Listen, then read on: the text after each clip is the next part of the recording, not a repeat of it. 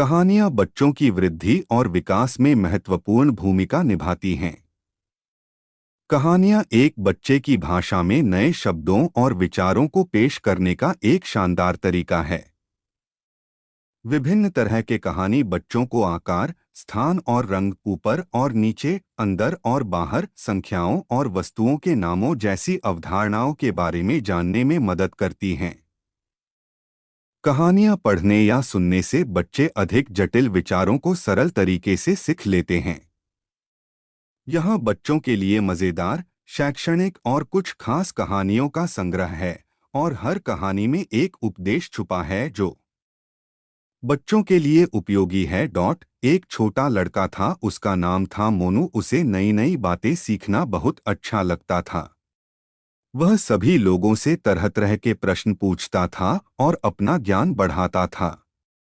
कोई साधु बाबा उसे मिल जाते तो वह उनके पास घंटों बैठकर ज्ञान की बातें सुना करता था। अपने आसपास के सभी विद्यालयों के शिक्षकों के पास जाकर वह ज्ञान प्राप्त कर चुका था। उस इलाके में अब कोई नहीं बचा था जिसके पास जाकर उसने सीखा न हो, इसलिए उसने निश्चय किया कि वह दूर देशों में रहने वाले शिक्षकों के पास जाएगा।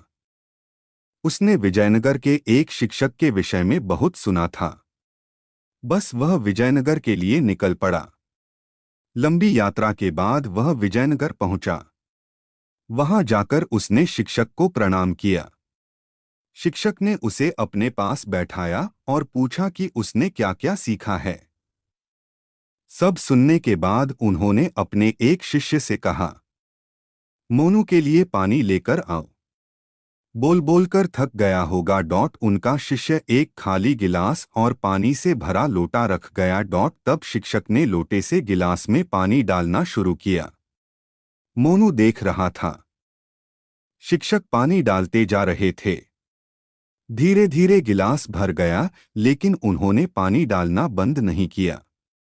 पानी गिलास से निकलकर बाहर गिरने लगा। मोनू को आश्चर्य हुआ। आखिर जब पानी जमीन पर बहने लगा तब उसने पूछा, गिलास तो पूरा भर गया है, अब आप पानी क्यों डाल रहे हैं? देखिए न, पानी यूं ही बेकार हो रहा है। यही मैं तुम्हें समझाना चाहता हूं बेटा, शिक्षक ने मुस्कुराकर कहा।